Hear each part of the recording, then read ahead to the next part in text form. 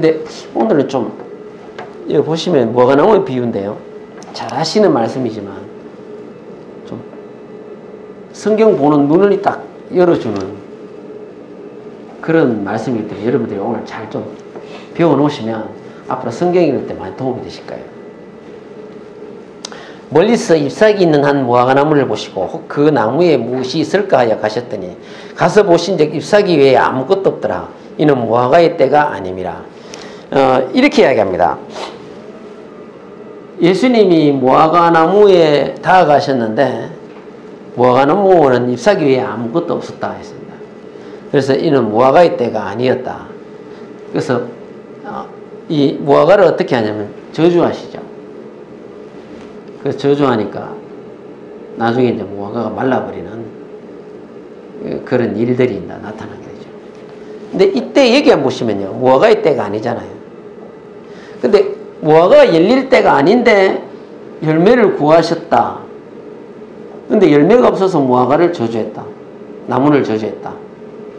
좀 문제가 있잖아요. 열릴 때 가서 열릴 시기에 갔는데 안 열렸어. 그래서 저주했다 그러면 이해가 돼요. 근데 열릴 시기가 아니었다는 거예요. 이게 무화과의 때가 아니었다 성경에 나옵니다. 그래서 이걸 갖다가 우리가 볼 때는 우리가 이 히브리어 원문이나 이렇게 원문을 알지 못하면 이스라엘의 어떤 배경이나 이런 걸 알지 못하면 이 말씀을 풀어낼 수가 없어요. 그래서 이 원문이나 히브리인들의 그 어떤 문화적 배경 이런 걸 우리가 꼭 알아야 이 말씀이 해결이 됩니다. 안 그러면 절대 해결이 안 돼요. 이 말씀은요. 자, 그럼 왜 무화과를 구했는가 볼까요? 때가 아니었는데 왜 구했는가? 무화과는 시콘이라 그러는데 이 70을 번역본에서는요 테나라 그러거든요. 무화과 나무를요. 그래서 이어 번역해갖고 무화과를 이제 나타내는 거예요. 이 테나라는 말을 썼는데요. 거기서 이렇게 무화과를 이렇게 나옵니다. 시콘이라는 말이 나오는데요. 근데 이걸 보시면 무화과는 3번 수확하는데 실제로는 5번 수확해요. 이스라엘은요. 거의 한 4월 달부터 시작하면요. 거의 한 10월 달까지 한 5번 수확할 거예요. 근데 제가 여기 이제 간단하게 3번 수확한다 해놓은 거예요. 3월 달, 4월 달에 한번 열매가 한번 올라오고요. 6월 달에 한번 올라오고 8월 달에 10월 달에 대표적으로 이렇게 올라와요. 근데 3월에서 4월 달에 올라오는 거는 이거는 따가 팔지를 못해요. 상품성이 없어가지고. 이건 묵은 가지에서 열리는 건데요. 이거를 이스라엘 사람들은 히브리어로 말하는 파게라고 그래요. 이 무화과를 파게라고 그래요. 이걸 알면은 왜 무화과의 때가 아닌 걸 알 수 있는 거예요. 파게라고 그러는데 가난한 자들을 위해서 두는 건데요. 이 겨울이 지나가지고 이스라엘이요. 보통 10월 달부터 이제 우기가 들어가잖아요. 겨울에요. 이스라엘은 우리하고 틀려가지고 겨울에 들어가면 그때부터 이제 우기가 시작되는 거예요. 비가 오기 시작하는 거예요. 그러면은 3, 4월 달까지 쭉 이제 이어지는데 보릿고개가 요때가 보릿고개라 요때가요. 3, 4월 요때가 보릿고개라. 우리나라로 말하면 보릿고개야. 먹을 게 없어. 먹을 게. 요때 먹을 게 없는 거라. 왜냐하면 요때 추수할 때가 아예 좀 더 있어야 되거든. 한 4월 달 돼야 추수를 하는데 먹을 게 없는 거야. 그러니까 이때 가난한 자들이요 먹는 게 뭐냐면 여기 무화과인데 파게라고 해요. 이게 묵은 가지에서 열리는데요. 맛도 없고 아주 조그만하게 열립니다. 지금도 그 팔레스타인 땅에 가면 팔레스타인 사람들 있잖아요. 난민들, 이 사람들이 지금도 3, 4월 되면요. 그걸 애들이 그걸 따먹어요. 눈깔사탕이라 그래, 걔들은요. 그걸 눈깔사탕이라고 하면 따먹어요. 근데 그게 영 단맛이 없는 건 아니고 조금 단맛이 있는 거예요. 그러니까 그거 가지고 배를 채우는 거예요. 가난한 사람들이. 이때는 90%가 소작농이었어요. 가난한 사람들이 했다니까. 90%가. 그 사람들이 이 파게가 열리기를 간절히 기다립니다. 얼마나 기다리는지 아세요? 여기에 열리면은 그거 먹고 요때 이 보릿고개를 넘긴단 말이에요. 우리나라로 말하면 보릿고개를 넘기는 거예요. 그거 열리면은 그냥 그 가서 그거 따먹으려고 얼마나 이 무화과, 이 파괴란 무화과를 기다리는지 몰라요. 그래서 이때가 가장 힘들 때예요. 이스라엘에서는요, 이때가 가장 힘들 때고, 식량이 없어가지고, 그거 열리기만을 그냥 기다리는 거예요. 파괴 열리기를. 근데, 이 주인들은, 무화과가 열리는 과수원이나 이런 데 주인들은 이 파괴가 열리면 다 따줘야 돼요. 따줘야지 나중에 6월달, 10월달 돼갖고, 좋은 무화과가 열립니다. 그때 열리는 거예요. 그렇기 때문에 따줘야 되는데, 가만 놔둬도 돼요. 왜? 가난한 자가 그걸 따먹거든요. 그 주인은 그걸 솎아줘야 되는데 가난한 자가 따먹어주고 서로 좋은 거예요. 그래서 이때 이제 상품성이 없는 열리는 무화과를 파괴라 그래요. 그래서 이때는 무화과의 때가 아니라고 아까 예수님 이야기했는 거 있잖아요. 이때가 뭐냐면 이걸 이야기하는 거예요. 이때 열리는 걸 이야기하는 거예요. 근데 우리가 예수님이 구했던 건 뭐냐면 이 파괴. 이거 있는가 싶어서 갔는데 이게 없더라는 거예요. 이게 없더라는 거예요. 이거 6월달이나 8월, 10월에 열리는 무화과는 또 이름이 달라요. 테에나라 그래요. 그게 딱 엄연히 구분을 딱 지어요. 한글에는, 우리가 한글을 보니까 그냥 다 무화과인데, 엄연히 다릅니다. 이번인들은 3, 4월에 열린 걸 파괴라 그러고, 묵은 가지에 열린 걸 파괴라 그러고, 새로운 가지에서 열리는 거 좋은 상품을요, 테에나라 그래요. 그래서 구분이 딱 돼버려요, 히브리인들은. 근데 우리는 구분이 안 돼서 그런 거예요, 이게. 예수님이 이걸 바라보고 가시는 거라. 근데 이게 없었던 거예요, 거기에. 야나 이게 없었던 거예요. 근데 여기 보시면요, 6월에 수확하는 무화과는 상품이라 그러는데요. 이 테에나라 그래요. 6월과 8월의 무화과를 테에나라 그러는데, 이거는 6월달에 열리는 건 상품이고, 8월에서 10월달에 열리는 무화과는요, 극상품입니다. 여름에 열리기 때문에 아주 당도도 높고 달고 좋아요. 그래서 이때 열린 걸 아주 극상품인데요. 요건 전부 다 내다가 다 팔 수가 있는 거예요. 다 내다가 팔 수 있는 거예요. 아주 좋은 상품이기 때문에. 그래서 무화과의 때는 바로 6월과 8월인데 무화과의 때가 아님이라는 것은요, 바로 파괴가 없었다는 거예요. 이 말은 6월과 8월의 무화과가 아니라는 의미가 되는 겁니다. 이게 없었다는 걸 이야기하는 거예요. 그래서 우리가 이 예수님이 가서 따라왔던 건 테에나가 아니었고 파괴였다는 걸 아시면, 예수님이 뭘 구하러 갔는데 없었구나 하는 걸 알 수가 있는 겁니다. 근데 파괴가 안 열리는 무화과는 이 좋은 상품 테에나라는 무화과도 안 열린다는 거예요. 그래서 예수님이 어떤 사람 학자들은 이렇게 이야기한답니다. 예수님이 너무 배가 고파하고 무화과 땀으로 가니까 무화과 없어하고 하도 화가 나가지고 저주했다 하는데 그건 아니에요. 그건 아니고 여기 영적인 깊은 의미가 있습니다. 뒤에서 나올 겁니다. 자, 보시면요. 무화과에 대해 좀 더 볼게요. 요한복음 1장 48절에 보면 나다나엘이 이르되 어떻게 나를 아시나이까? 예수께서 대답하여 이르시되 빌립이 너를 부르기 전에 네가 무화과나무 아래에 있을 때 보았노라. 무화과나무 아래에 있을 때 봤대. 누구를요? 나다나엘을요. 나다나엘은 빌립의 친구예요. 빌립은 예수님의 제자인데 나다나엘에 가서 예수님을 소개하고 한번 와보라고 그랬어요. 와보라 그러니까 나사렛 출신인 거 알거든요. 이게 나사렛에서 뭔 선하긴 하겠네. 왜 나사렛 동네가 그렇게 사람들에게 별로 좋은 인상을 안 받냐면, 나사렛 동네는요, 북쪽 저 변방 끝에 있거든요. 국경지역에. 근데 이 동네가 아주 별로 안 좋은 동네야. 말하자면 그 동네가 좀 국경이 그쪽 위치하다 보니까 이 동네가 아주 안 좋은 동네라. 그래서 나사렛에서 선지자가 났다 이런 거를 이해가 안 되는 거예요. 그러니까 나다나엘이 뭐라면 나사렛에서 뭔 선한 것이 나겠냐 이거라. 그게 나사렛 예수라는 걸 아니까요. 그런데도 한번 와보니까 나다나엘이 오니까 예수님이 이렇게 하나 딱 보자마자 이렇게 합니다. 저는 참 이스라엘이라 진실한 사람이라. 그 속에 간사한 게 없대. 아주 진실한 사람이에요. 그렇게 하니까 나다나엘이 놀래가지고요. 어떻게 나를 아십니까? 묻는 거예요. 한 번도 본 적이 없는데 어떻게 나를 아시냐? 물으니까 예수께서 뭐라고 하십니까?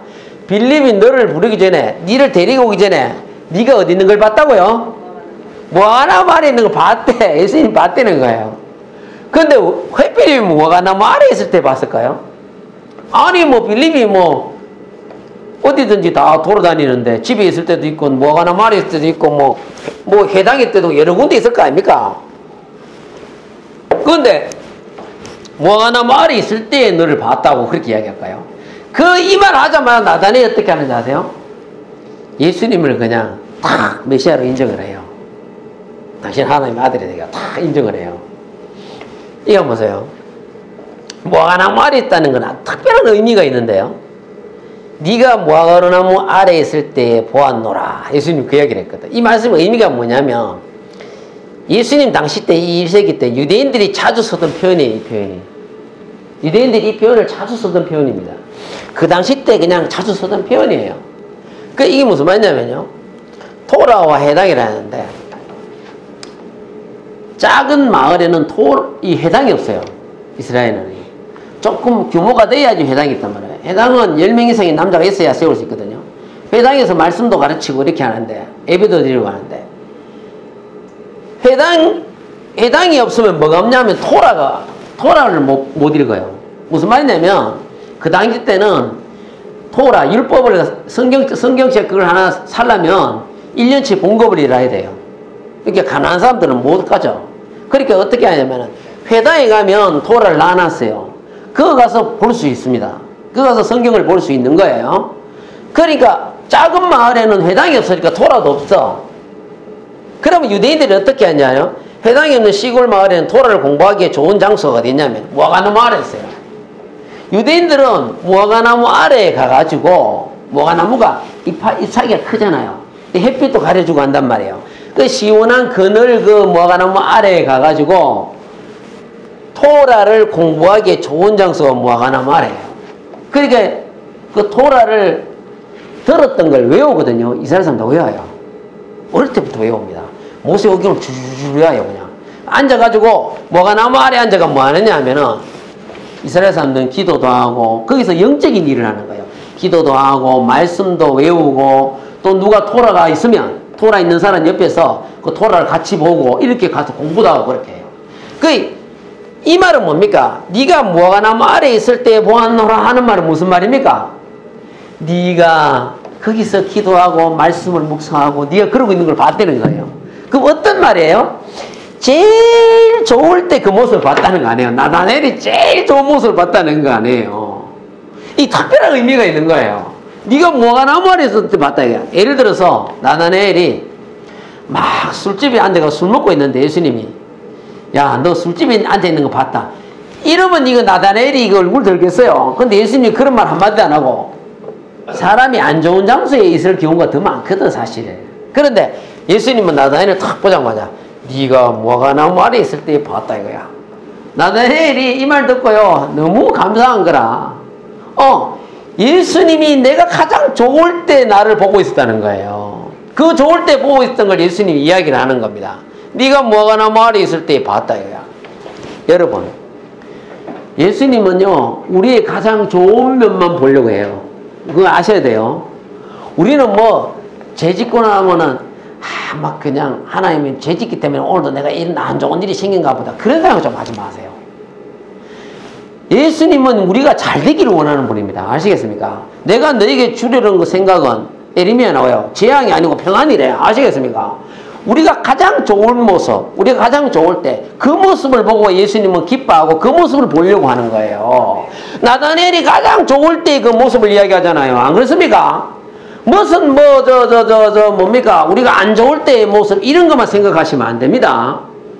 예수님은 우리의 가장 좋은 모습 그걸 기억하고 그걸 말해 주려고 하는 겁니다. 그래서 우리는 예수님은 나의 가장 좋은 면을만 보시는 예수님 너무 감사하고 기뻐해야 돼요. 아시겠습니까? 네. 그 다음에 보시면 그래서 무화과나무 아래에 봤다는 건 바로 네가 가장 좋을 때 그 모습을 봤다는 거예요. 그러니까 나다니엘이 너무 감사해서 그 예수님을 메시아로 고백을 하는 거예요. 자, 무화과나무 아래에서 토라를 묵상하던 나다니엘을 이미 보셨고요.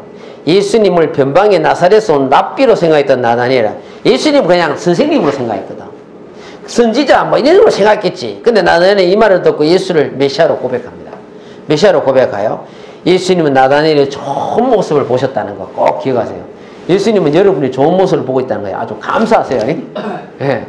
맨날 나쁜 것만 보고 쫓아다니면 그 참 괴로운 거야. 괴로운 거야. 이거 보면 제가 한 가지 기억하는 게 예수님은 우리가 어디 있든지 다 보고 계시구나. 저번 주에 제가 말했죠.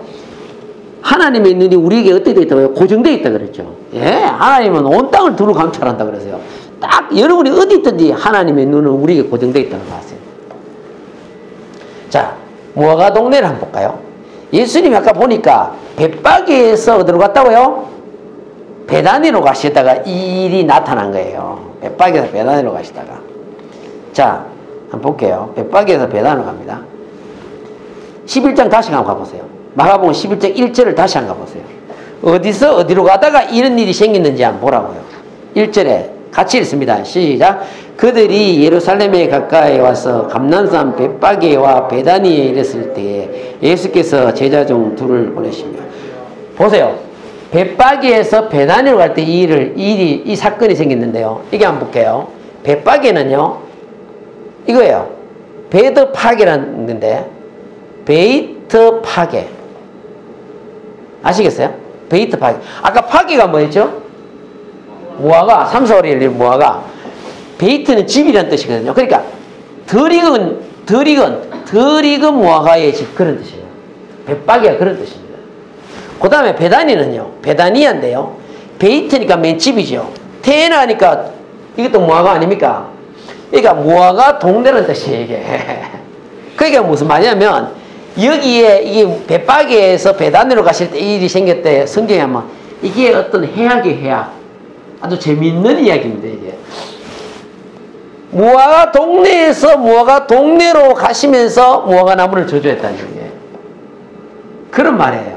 그 무화과 동네에서 무화과 동네로 가셨다는 거예요. 참 재밌는 표현이에요, 이게 표현이. 그래서 벳바게 덜 익은 무화과 동네에서 테나 쪽으로 무화과 동네로 가면서 무화과 나무 사건이 일어났다는 거예요. 아주 해학적인 이야기예요. 참 재밌는 동네인데요.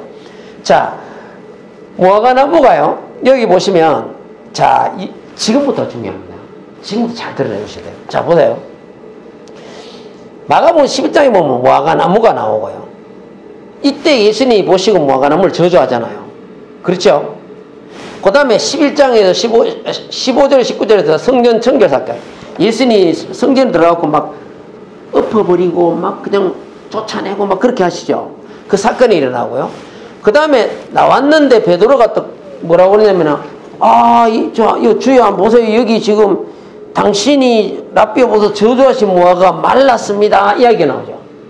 무화과 나무 이야기 한번 나오고 중간에 성령 청결 사건 한번 나오고 무화과 나무 나오잖아요. 이 이유가 있는 거예요. 보세요. 무화과 나무는, 자, 요거 A라고 하고요. 청결 사건을 B라고 하고요. 그 다음에 요 밑에 말랐습니다 할 때 무화과 나무를 A-라 합시다. 그러면 이래 되는 거예요. A는 B는 A-가 되는데요. 여기 무화과 A와 무화과 B가 같은 거예요. 같은 A가 되는 거예요. 근데 이렇게 되면은 중간에 있는 B 있죠. 이게 결론이 되는 거예요. 꼭 기억하세요. 이거는 뭐냐면은 히브리식 문학 구조예요, 이게. 히브리식 문학 구조 키아점이라고 그러는데요. 히브리식 문학 구조를 이야기하는 거예요. 그게 무슨 말이냐면, 이게 아주 의도적입니다. 예수님이 아주 의도적으로 이렇게 하신 거예요. 의도적으로 이렇게 하신 거예요. 무화과 나무가 나왔고, 저주하시고, 그 다음에 성전에 들어가고 성전을 청결하게 하시죠. 그러고 난 뒤에 무화과가 말랐다는 이야기가 나오잖아요. 히브리식 문학 구조인데요. 이걸 샌드위치 구조라고 그래요. 중간에 끼어나가, 이게 예수님이 말씀하는 건 이거예요, 이거. B예요, B. B를 말씀하시고자 이 사건을 일으킨 거예요. A를 일으켰단 말이에요. 그러니까, 이거는 히브리식 문학 키아점에서 이게 나옵니다. 결론이 B예요. 키아점이라 그러는데요. 무화과 나무가 A고, 청결 사건이 B고, 무화과 나무가 A-잖아요. 그러면 예수께서 말씀하시려고 하는 것은 무화과 나무가 아니고요. 성결 청결 사건 B, 이게 핵심이에요. 이게 핵심이란 말이에요. 이걸 말씀하시려고 예수님이 이걸 퍼포먼스라고 그래요. 자, 볼게요. 여러분 구약에 보시면 선지자가, 아야는 선지자가 그냥 왕을 만났을 때, 그러죠.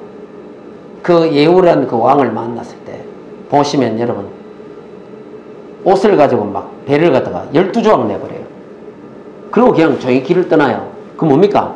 나라가 이제 이게 나라가 쪼개진다는 거예요. 그죠? 10조각, 2조각으로 쪼개진다는 거예요. 그거를 퍼포먼스예요. 예레미야도 성경에 보면 하나님이 시키죠. 뭘 시킵니까? 항아리 같은 거 다 깨버린 거죠. 사람들 본 앞에서. 사람들이 인데 가고 깨더래. 이스라엘의 심판을 경고하는 거예요, 이게. 소의 멍에를 막 메고 가고. 이걸 보고 이제 하나님의 말씀을 전달하는 어떤 그 모습이거든요. 그러니까 그런 모습을 보일 때 예수님도 마찬가지예요. 이런 사건을 딱 일으키면서 사건을 일으키면서 예수님 뭔가 말씀을 메시지를 주려고 하는 거예요, 이게 지금. 그래서 이 히브리식 그 문학 구조를 키아점이라는데 샌드위치 구조라 하거든요. 성경을 이해하는데 중요한 히브리 문학 구조예요. 우리가 성경 읽으면서 뭐냐면요. 이 내용이 나오면 전부 다 초점을 어디 맞춘다 해서 대부분 다 여기에 초점을 맞춰요.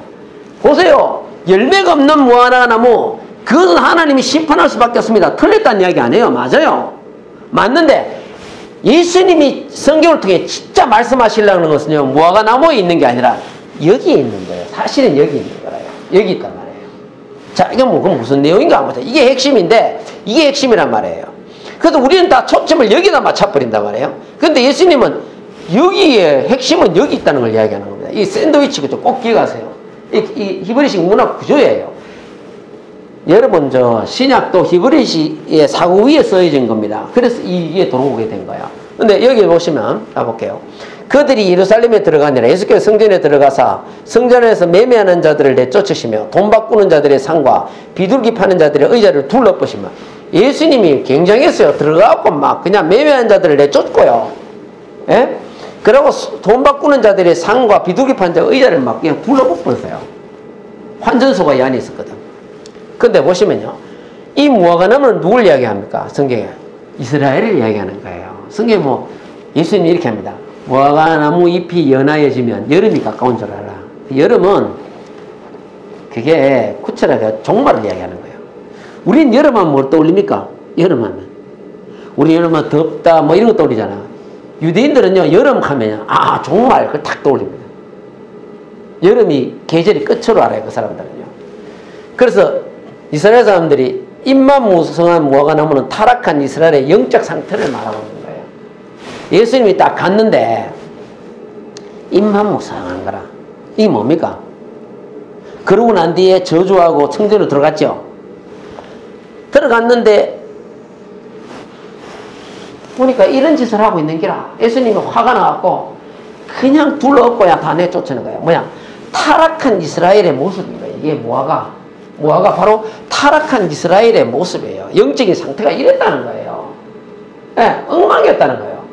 지도자들, 대제사장들, 지도자들부터 이렇게 했다는 거예요. 엉망이었다. 어떻게 했냐? 짐승을 매면은 대제사장들 식구들이 이익권을 갖고 있었어요. 멀리서 이제 다 멀리서 오잖아요. 외국에서도 오고 1년에 3번씩 하나 앞에 제사 드리러 온단 말이에요. 그럼 오는데 짐승을 사야 되잖아요. 뭐 비둘기, 돈 없는 비둘기를 사고, 진짜 좀 인사하면 양을 사고, 이렇게 다 하나 앞에 드릴 거 아니에요. 드리는데 이걸 처음에는 어디서 팔았냐면요, 감남산 있잖아요. 그 시장이 5개나 있었어요. 감남산에. 감남산이 그 바로 옆이니까 시장이 5개에서 거기서 팔았거든요. 근데 이게 대상들이, 식구들이 점점점 이제 우리가 이 이권을 챙겼다 싶어갖고 성전 안으로 끌고 들어온 거야. 그러니까 성전 안에서 거기서 뭐냐면 짐승을 매매했어요. 거기서 다 파는 거야. 파는데 폭리를 취하는 거예요. 보통 뭐 양이 예를 들어서 한 마리에 예를 들어서 30만 원짜리다 같으면요, 한 300만 원 받아버려요. 그런 짓을 한 거예요. 그 다음에 환전소가 있는데요, 다른 나라에서 오면은 돈을 환전해 바꿔야 될 거 아닙니까? 성전세를 내야 되니까 바꿔야 되잖아요. 바꿀 때 또 엄청난 폭리를 또 취하는 거예요. 이 감남산에 있다가 성전 안으로 돌아가요. 그러고 다음에 재물 금시관이 있는데 이렇게 합니다. 비둘기를 사왔어. 이제 금서를 하는 금시관이 딱 앉아있어요. 앉아가지고. 이게 딱 안에서 사왔는 건지 밖에서 사왔는지 구분을 딱 해놨게 해놨어요. 구분을. 그리고 안에서 안 사고 바깥에서 사과 갖고 왔다. 그러면 이렇게 하는 거예요. 개 시비를 거는 거예요. 아이고, 여기 보니까 내 깃털에 보니까 이거 빛이 안 좋은데, 안 된다고. 딱 퇴짜를 놔버린 거예요. 그러니까 어떻게 해요? 전부 다 안에서 다 사야 되는 거라. 이런 비리가 일어나는 거예요. 이런 비리가 일어나니까 예수님이 들어가서 쫓아내는 거예요. 막 엎어버리고 다 쫓아내는 거예요. 네, 쫓아내는 거예요. 이스라엘의 영적인 상태가 이랬다 이거야. 입만 무성했다 이거야. 이거 겉만 화려했지 열매가 없는 이런 이스라엘이었다 이거야. 예수님이 이 모습을 보고 다 쫓아내버린 거예요. 왜? 그러고 난데 예수님이 뭐합니까? 심판을 예언합니다. 내쫓다 둘러없다 이런 말 나오죠. 이거는요 심판 전문 용어입니다. 이거 원어는요.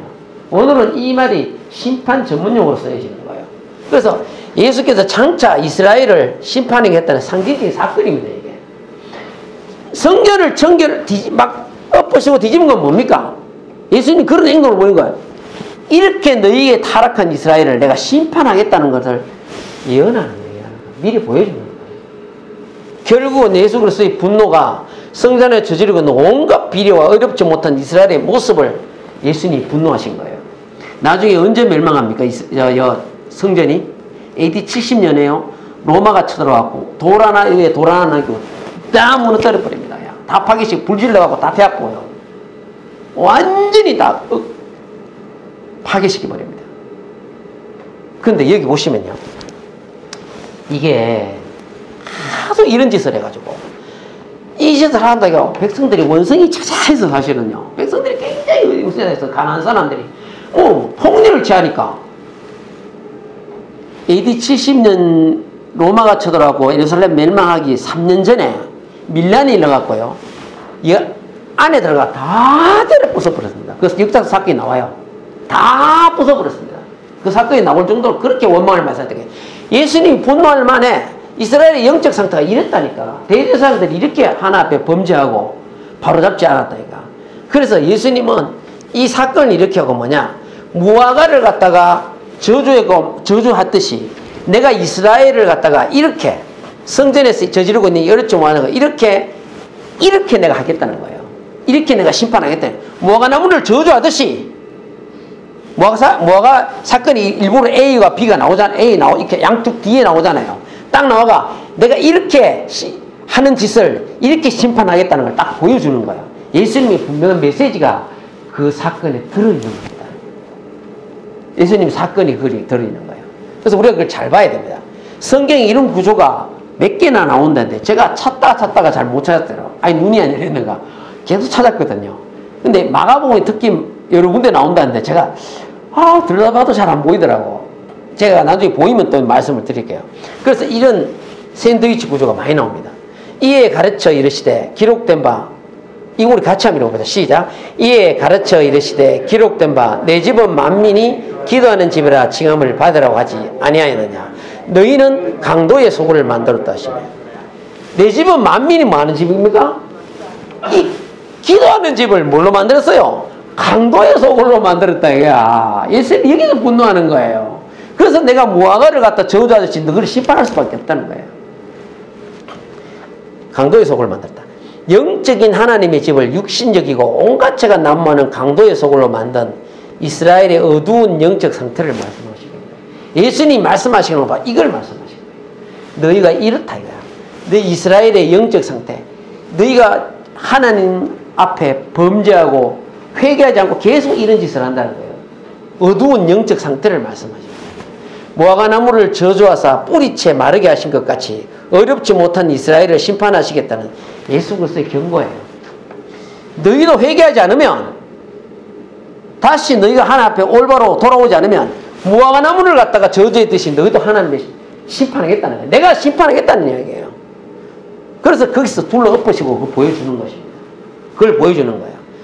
그래서 우리가 하나님 앞에서 어떻게 살아야 되는가 굉장히 중요한 것입니다. 이것은 어떻게 사는 게 굉장히 중요한 거예요. 나다니엘을 보셨을 때 좋은 면을 보셨죠. 그러나 예수님은 성전에 들어가서 이 좋지 못한 모습을 보면서 예수님은 심판할 수밖에 없다는 걸 경고하는 거예요. 우리는 주님 앞에서 어떻게 살아야 될까요? 볼까요?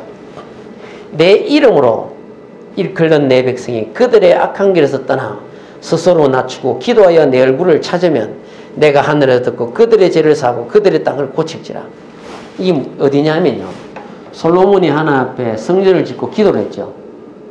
성전을 짓고 끝나고 난 뒤에 기도를 하고 나니까 하나님이 응답을 합니다. 이제 하나님이 응답하는 장면이에요. 어떻게 응답하십니까? 내 이름을 일컫는 내 백성이 악한 길에서 떠나서 스스로 낮추고 기도 겸손해지면 내 얼굴을 찾으면 나를 찾으면 내가 하늘을 듣고 그들의 죄를 사고 그들의 땅을 고쳐주겠다. 그 약속을 주는 거예요. 하나님이 솔로몬에게 약속을 주는 거예요. 언제라도 너희들이 이 회개하고 겸손하여 나를 찾으면 내가 하늘에서 듣고 그들의 땅을 고쳐주겠다. 건강하게 해주겠다. 원어는 그런 뜻입니다. 자, 그 다음에 역대하 7장에 이렇게 합니다. 이제 이곳에서 하는 기도에 내가 눈을 들고 귀를 기울이니. 자, 이렇게 너희가 회개하고 내게 돌아오면 내가 이곳에서 하는 기도, 너희가 이 성전에서 하는 기도를 뭡니까? 내가 눈을 들고 귀를 기울이겠다는 거야. 하나님 이걸 기뻐하는 거예요. 그리고 뭐합니까? 이는 내가 이미 이 성전을 택하고 거룩하게 하여 내 이름을 여기에 영원히 있게 하였습니다. 내 눈과 내 마음이 항상 여기에 있으리라. 보세요. 항상 여기에 있다는 거예요. 누가 여기 있다는 거예요? 과거에는 이 성전, 솔로몬 성전에 내 눈이 항상 있겠지만 지금은 너희가 하나님 성전이니까 여러분에게 있겠다는 거예요.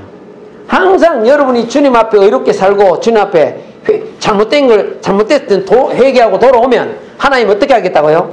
내 눈과 내 마음이 성전에 너희가 하나님의 성전이니까 여러분에게 항상 있겠다는 거예요.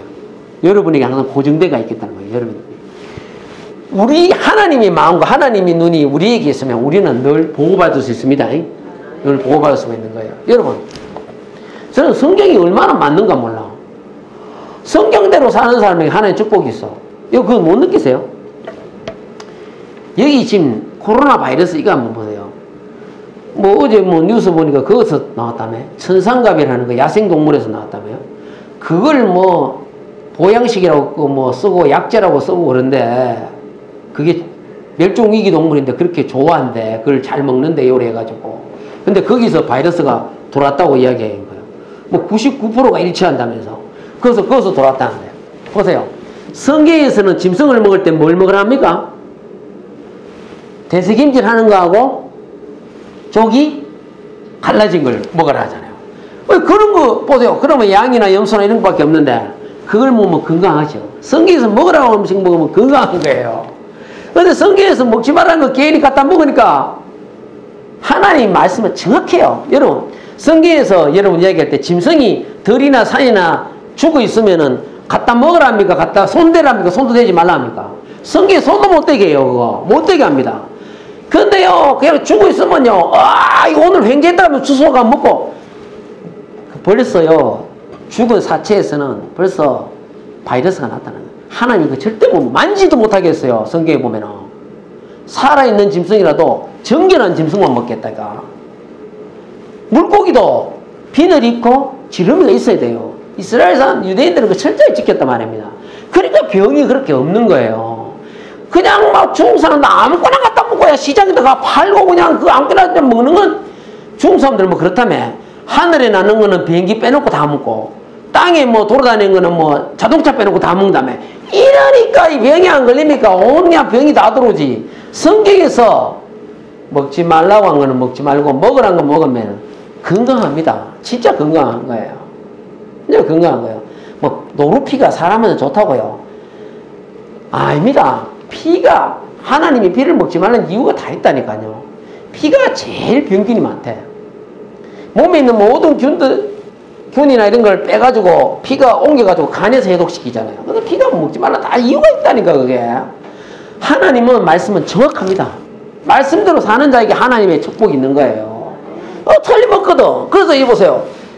다 너가 이렇게 이렇게 너가 회개하면은 이렇게 낮추고 하나에 돌아오면 내가 이 땅을 고칠지라. 이 고칠지라가 원어로 말해서요 건강하게 한다 그 말이거든요.